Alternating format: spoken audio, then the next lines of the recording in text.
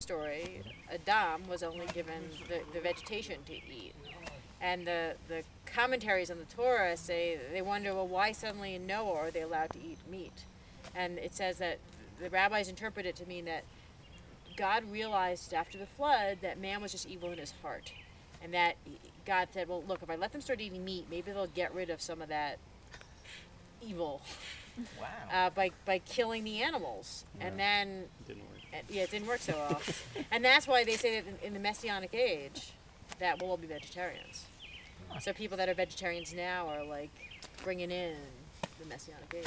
Well, We won't kill animals anymore. Kind of interpretation I've heard of kosher laws is that it's kind of prescribed that you don't eat violent animals, you know, birds with talons and, you know, carnivores, stuff like that, because doing so would be taking the essence of the, you know, the killing animal in as opposed to a passive animal like that, you know, the goat. And of course, you in the kosher laws, you kill them, but only in a certain way, and you drain the blood. Right. So it's even the killing is prescriptive, very controlled. Let's do one more. Anyone have another 10th commandment they want to hear a little bit more about? I'd like to hear more about adultery. Oh, no. Okay, let me tell you, because this is fascinating about adultery. It's a very narrow definition of adultery. In the Bible, all they mean is a married woman with someone other than her husband.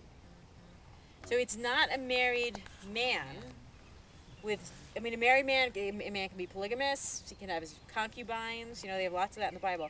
It's just a married woman with someone other than her husband.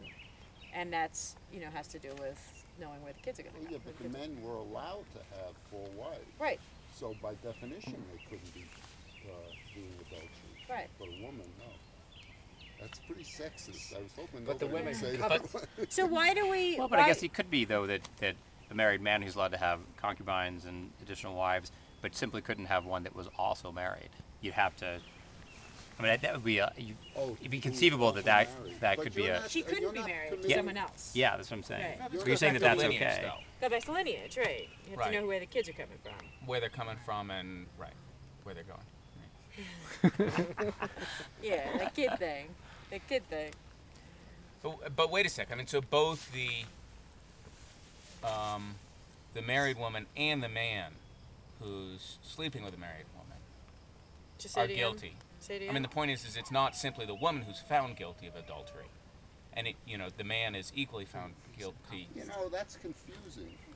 Because Is it just the woman? I think it's just the woman. So is But, this you know, if the you only- look at in the New Testament where, you know, Jesus talks to the adulterer or whatever it was, both the woman and the man were going to be stoned.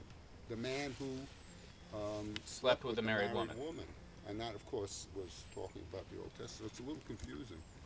Yeah, there's always laws on top of laws on top of laws with this stuff. it's a very gender-based commandment then. Yeah, pretty much. So You shall so not for covet men, we your only got neighbor's 9 of wife. them.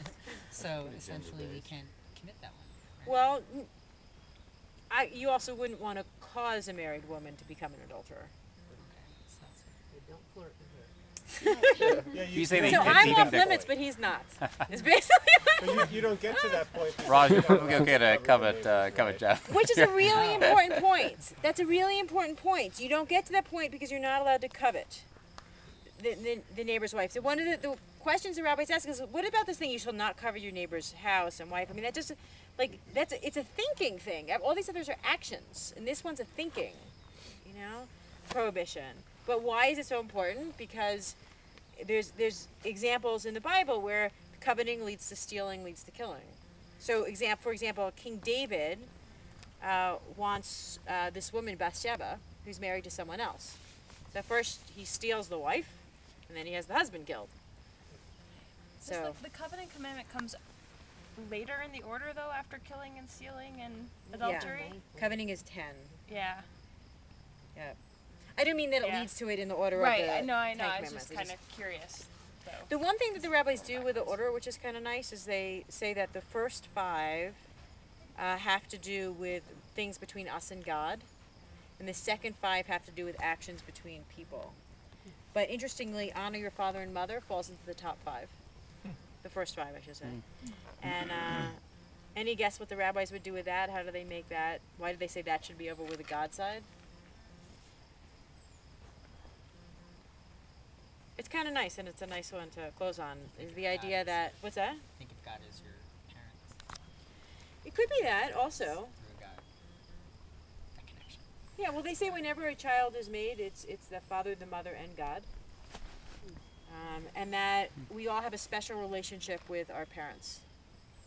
Notice it does talk about loving your parents. The rabbi, they assume that if you can love them, you're going to honor them. But even if you're not going to love them, you still have to honor them. And there's some real specific stuff about what it means to honor your parents.